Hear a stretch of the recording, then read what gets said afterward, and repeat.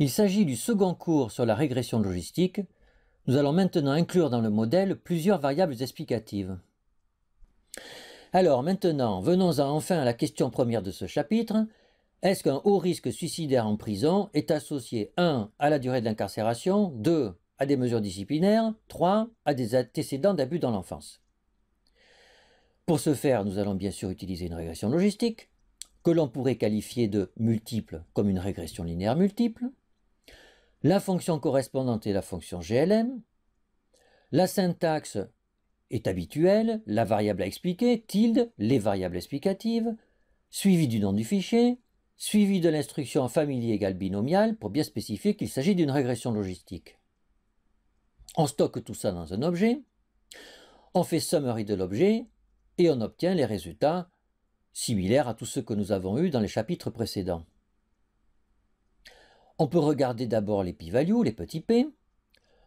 On observe et on constate qu'ils sont tous inférieurs à 5%, ce qui signifie que nos trois variables explicatives sont statistiquement associées à un haut risque suicidaire, et ce, toutes choses égales par ailleurs, en tout cas toutes choses, tout paramètre mesuré et inclus dans le modèle.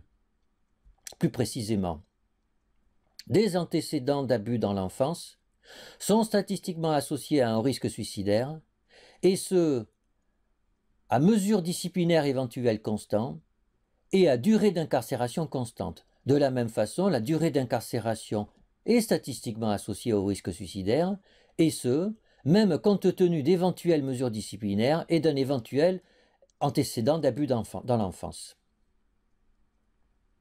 Alors, ceci étant dit, regardons maintenant les coefficients dans la colonne Estimate. Ce qu'il faut d'abord toujours faire, c'est regarder le signe des coefficients et interpréter ce signe en fonction du codage des variables explicatives. Ici, le codage est le suivant. 1 pour abus, 0 pour pas d'abus. 1 pour mesure disciplinaire, 0 pour absence de mesure disciplinaire. La variable durée, elle, est codée de 1 à 5. Plus la variable est élevée, plus la durée d'incarcération est longue. Autrement dit, ces trois variables sont codées. Plus elles sont élevées, plus le niveau d'exposition, le niveau du risque est élevé. Et donc, normalement, si ces trois variables sont des facteurs de risque, nous devrions avoir une augmentation du risque correspondant et donc des coefficients positifs. C'est bien le cas pour abus et mesures disciplinaires, et c'est le contraire pour durée. En fait, contrairement à ce qu'on aurait pu penser, une durée d'incarcération élevée diminue la probabilité d'être à haut risque suicidaire. Alors ça, c'était l'interprétation du signe du coefficient, très important. Maintenant, on peut aussi interpréter l'amplitude du coefficient, et nous savons que les coefficients tels quels ne sont pas interprétables. Il faut prendre leur exponentielle à l'aide de l'instruction exp de coefficients, et nous obtenons les résultats ci-contre.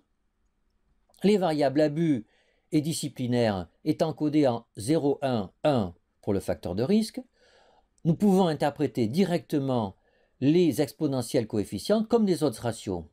Nous avons des résultats autour de 1,9, 1,7. Nous voyons donc que l'existence d'antécédents d'abus dans l'enfance multiplie quasiment par 2 le risque d'être à haut risque suicidaire en prison, et ce, indépendamment de l'existence de mesures disciplinaires et de la durée d'incarcération. Alors, en ce qui concerne la durée d'incarcération, elle n'est pas codée en 0,1, elle n'est pas binaire. Comment interpréter le 0,7, disons, que l'on observe comme exponentielle du coefficient?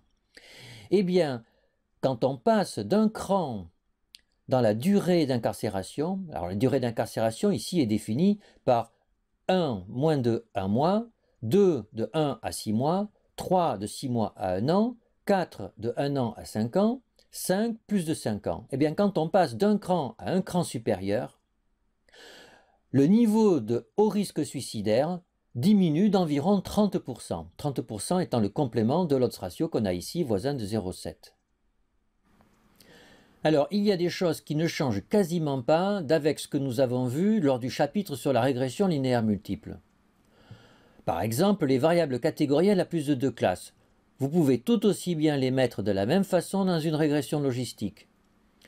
Le logiciel va automatiquement les recoder en k-1 variable binaire.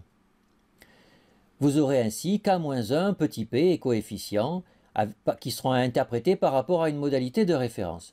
Et puis si vous voulez avoir l'effet global de la variable catégorielle, vous utiliserez aussi l'instruction drop one avec la même syntaxe, sauf que nous n'avons pas ici test égale f, mais test égale kisk. C'est un piège classique. De la même façon aussi, vous pouvez essayer de trouver s'il y a une synergie entre des variables explicatives, c'est-à-dire de mettre des termes d'interaction. Par exemple, nous avons vu que la durée d'incarcération était un facteur de risque suicidaire. Nous avons vu que les mesures disciplinaires étaient un facteur de risque pour être à haut risque suicidaire. Imaginons qu'un détenu, en début d'incarcération, là où il est à risque, est une mesure disciplinaire. On peut imaginer que les deux facteurs de risque génèrent un risque qui soit bien plus important que la sommation de ces simples risques. Il y aurait une synergie entre les facteurs de risque. Alors il faudrait introduire un terme d'interaction qui serait caractérisé, comme dans ce que nous avons vu au chapitre précédent, par le produit des deux variables, et nous interpréterions les résultats exactement de la même façon. Alors maintenant, le passage obligé par les conditions de validité de la régression logistique. Eh bien, malheureusement, c'est encore plus compliqué que pour la régression linéaire. Pour faire simple, pour aller à l'essentiel et au plus important, on se souviendra qu'il faut au moins 5 à 10 événements par variable explicative. Alors ça veut dire quoi? Et le mieux, c'est de regarder ça sur un exemple. Dans notre fichier santé mentale en prison, nous avons 799 détenus.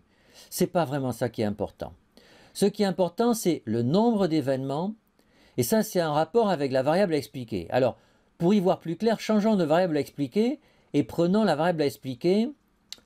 Le détenu présente une forme grave de schizophrénie.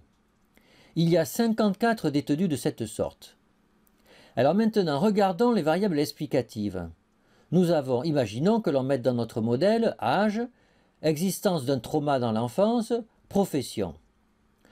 On dirait qu'on a 3 variables. En fait, vous vous souvenez que ça n'est pas le cas. Âge et existence de traumatisme, ce sont bien 2 variables. Mais la variable profession, c'est une variable catégorielle à 8 classes. Donc en fait, dans le modèle, elle est recodée en 7 variables binaires.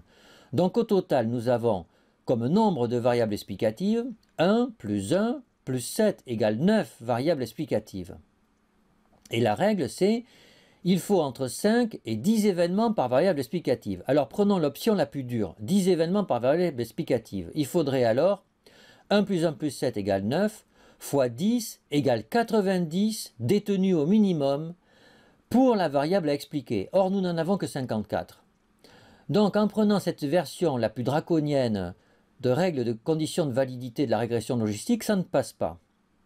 En prenant la règle la plus souple, 5 événements par variable explicative, alors à ce moment-là, il faudrait 1 plus 1 plus 7 égale 9 fois 5 égale 45 détenus relativement à la variable à expliquer.